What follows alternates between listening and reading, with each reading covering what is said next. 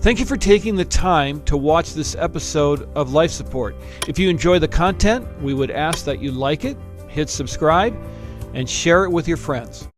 Hey, so glad to have you on Life Support. What we do on this podcast is we tell stories to help you find a deeper relationship with Jesus Christ through life's suffering and trauma. And I'm very glad to introduce for our time together Brad Hoefs, who's the founder and president of Fresh Hope for Mental Health. And it's so good to see you, Brad. Thank you for being here. Great to be here. And I'm glad to be in Las Vegas as opposed to Minneapolis right now. It's cold there, right? A little bit? Well, we're experiencing our own little heat wave now. But the good thing is that it'll be 20 below in a week. So we just kind of wait it out, and then we'll be just fine. But I'm so glad you're with us. Tell me, that it's a very intriguing name of an organization. Tell me about how that organization came to be. Yes. Well, in 1995, I didn't know how sick I was. I had bipolar disorder and was pastoring one of the fastest growing churches in North America. And I had a major manic episode that landed me up in the news and all kinds of stuff. I was one of those pastors, and I ended up being forced to resign. And a group of people came behind me and said, no, this is mental illness. This is not sin. This is not this. This is not that. But it's just typical bipolar manic behavior. And what they did is they started a church. And then they said, we want to call you to be our pastor, but we don't want you to work. We want you to just get better. And then we'd like you to serve us as our pastor, but if you don't want to, we're fine with that. And they gave me an 18% pay raise. Wow. And so for 18 months or more, I did not work. And all I did was work on getting better and figuring out the disorder, et cetera.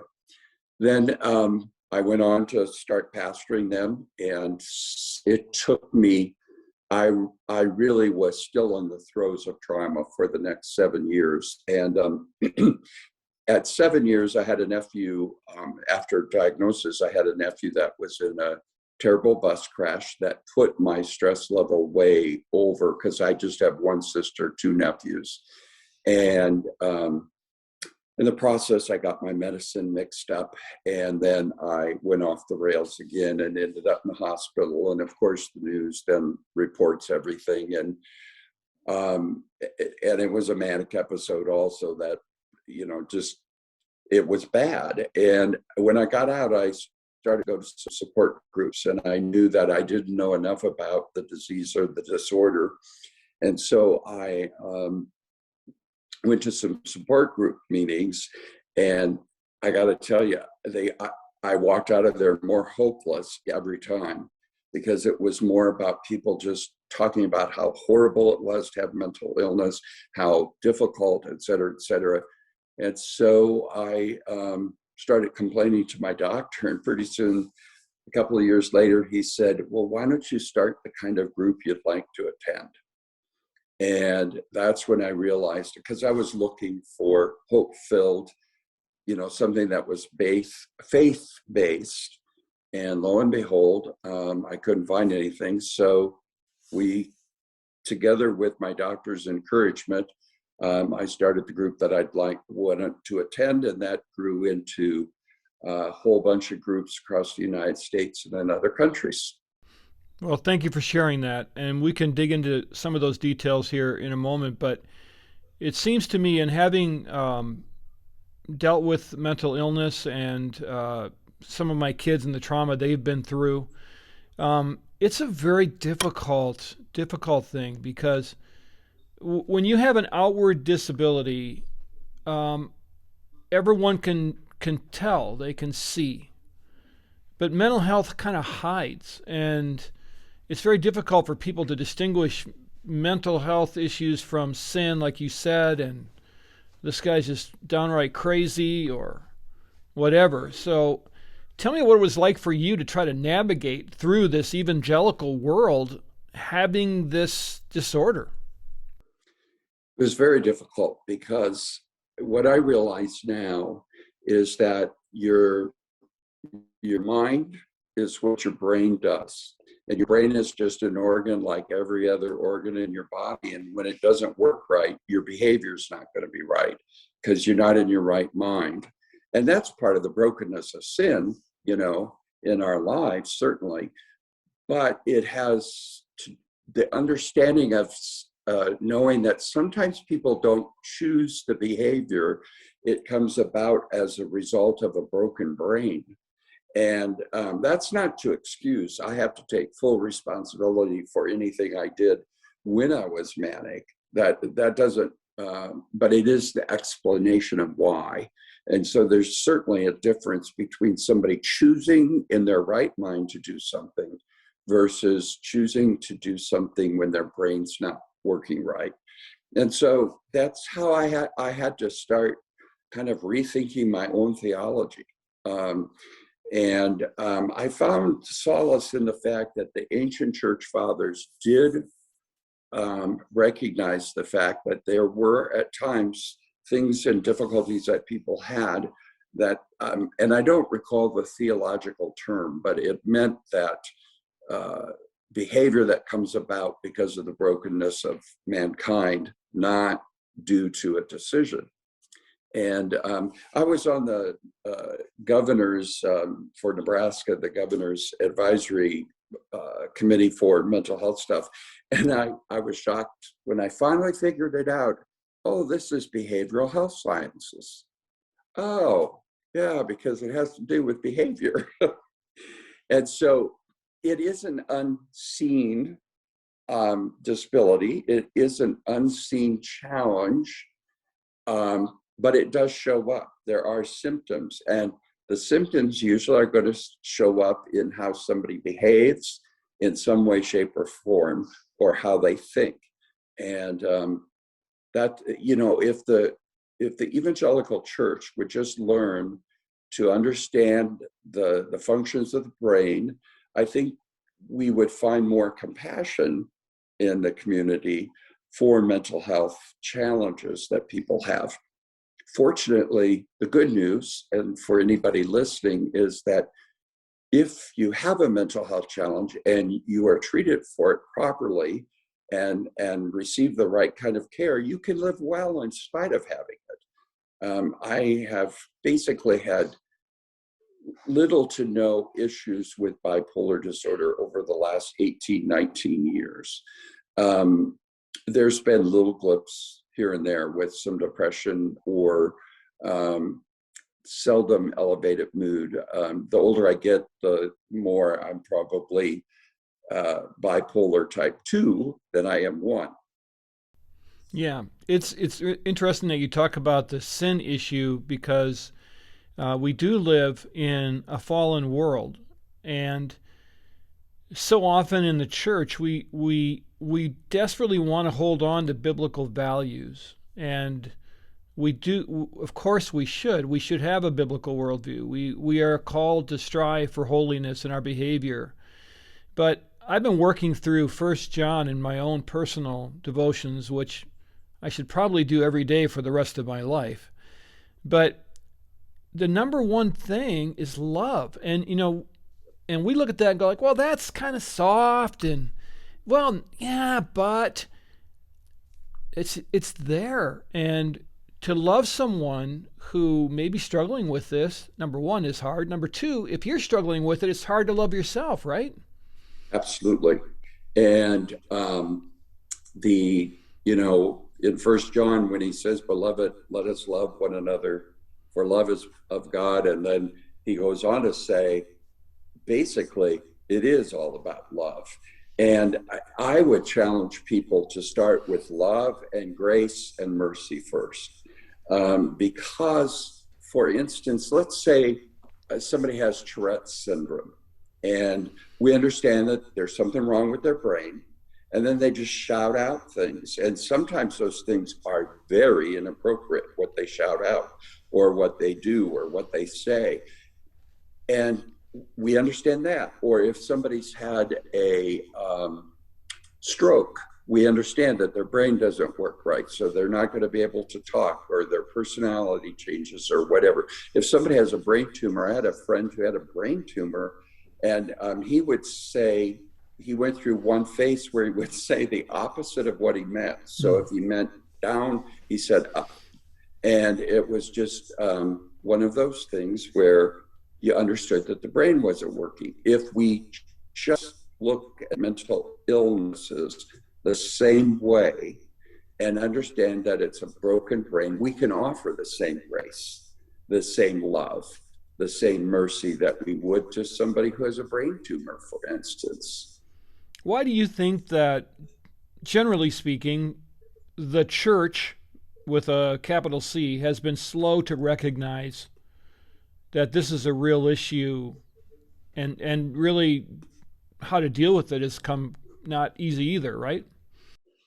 Yeah. I think the church is being forced to address this, and I think the pandemic is only going to make it more complicated and worse.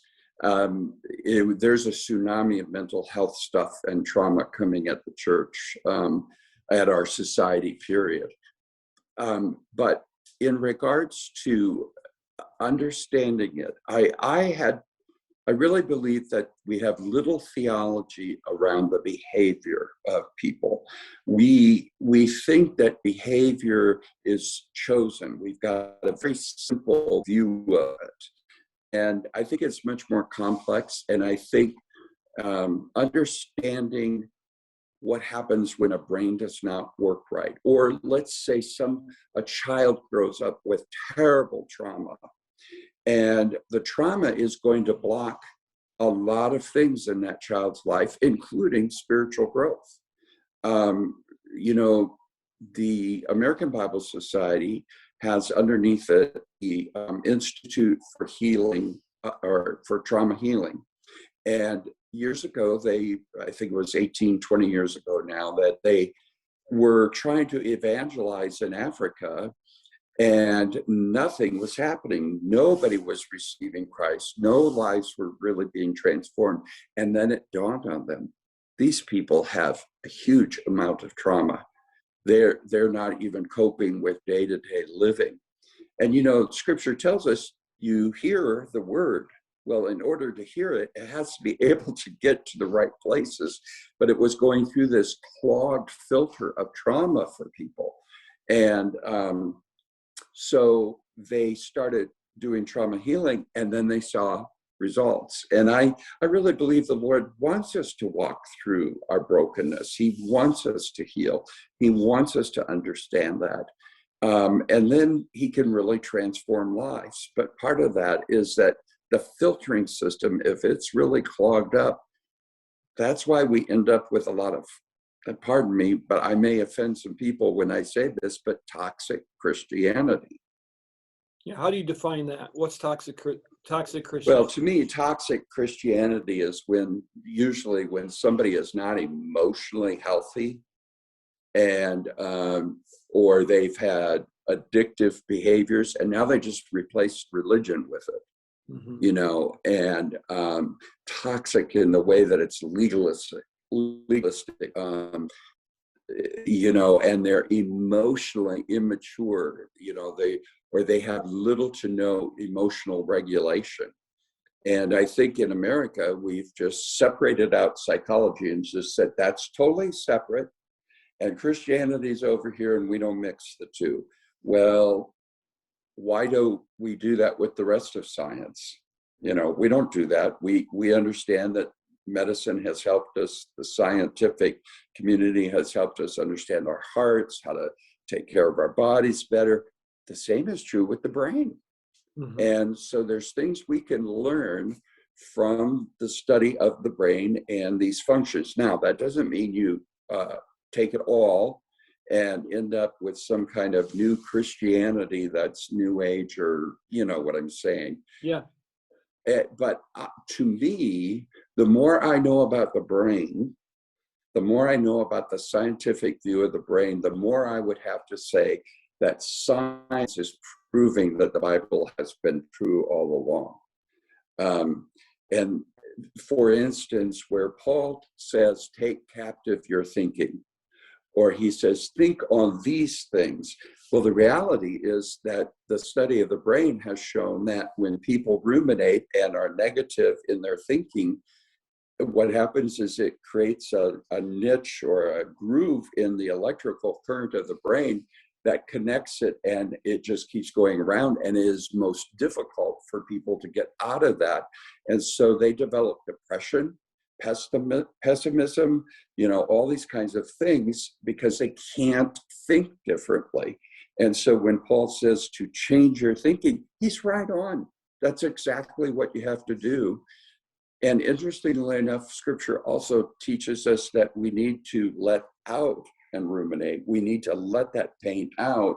But the interesting thing is that if you look at lamenting in the Bible, it tells you go ahead and complain to God, but then you loop out of that in a different circle and say, and while I'm waiting, I will trust him and love him and serve him. And so it's just remarkable how the study of the brain is proving that scripture's right anyway. Well, that's very, very profound and actually very convicting about the negative thinking. You don't want to come to my house on Saturday. Just stay away on Saturdays and Mondays, and you'll find me to be a very personable, pretty happy man. It's tough for pastors, but what would you say to someone that, man, Brad, that sounds great, but there's no place for my family. I can't bring my kids to church. There's no place for me. They're not going to listen. I've tried. I just get stares. And what does someone do? I mean, there's people out there that are isolated that can't interact, and there's got to be a way forward for them. Yes, and in fact, if they don't see a way forward, they're going to become hopeless. And it's hard to find places that are accepting. For instance, if you have a child with autism or is not able to sit still, it's very difficult to find a church where you can go. And many people end up staying home, and it's sad. Now, I would encourage people to check out ministries like Key Ministries, Reframing Ministries. Those are two, as well as Fresh Hope. Ministries such as this are going to at least provide some support online. And if you have that, then you can begin to kind of maneuver, and you may discover, for instance, that there is a church. It's not close like you'd like, but there is a church physically that you could go to, or at least you have community online to support you. Do you see movement in the evangelical world toward more acceptance, toward more understanding? Yes, I do. And unfortunately, for instance, Kay and Rick Warren, when they lost their son to suicide, when he died by suicide, that is situations like that, as terrible as they are. I believe they're forcing the church to really look at these things and to talk about it. And I commend Rick and Kay for what they're doing. I was out at their first mental health conference and spoke on one of the panels. And I just know that by them, with their huge platform like they have, that is calling the church really at large to deal with some of this. And the Catholic Church has been really good about addressing it, along even with the evangelicals out there in California. So I see it moving, but like the Christian church is many times, it's a little slow to the game, and then it's behind when it finally gets to the point of addressing something. And one of the things that concerns me is in the United States, we have this idea that only professionals can help people with mental illness. And so we actually contribute to what's called learned helplessness. And so somebody with a mental illness, they're, so to speak, the nonverbals are, you have to see a doctor, you have to see a therapist, they're going to teach you, you can't really do life on your own. You can't do it. And what's really going on in the worldwide movement of mental health stuff is that people are recognizing the fact that somebody who has lived experience with mental illness, who's a little bit farther down the road in recovery, can actually help the other people that are diagnosed. And the research is showing it is as helpful and sometimes more helpful. And so the Christian church, it's my prayer that once we really get to the point where we're really addressing this, that we realize we have an army full of people who have lived experience with mental health issues that can help other people. You don't need to hire a psychologist onto your staff. Peer-to-peer ministry works. All the research shows that as long as it's not a kind of a ruminating kind of ministry where they just come and they talk and they complain, and there's research that shows that just makes people sicker. But when it's hope-filled and it's a directed recovery, people get better and they stay better longer. But why are we so slow to catch on? AA has known this for years. Yeah. They know that the sponsors help the people. And when somebody is an alcoholic, they don't necessarily go to a doctor. They might see a therapist for a while. And that's not to say we don't need doctors and therapists. We absolutely do. That's on one side. That's the medical side. That's what you have. Here's how to deal with it, blah, blah, blah. The peer side is the flip side. And that is, okay, now you got this. Here's how you live practically, And if I have bipolar disorder, which I do, and you have bipolar disorder, and we're in a meeting together, I could call you out and say, hey, Paul, that's not bipolar disorder. That's just bad thinking. Yeah, right. Or stinking thinking.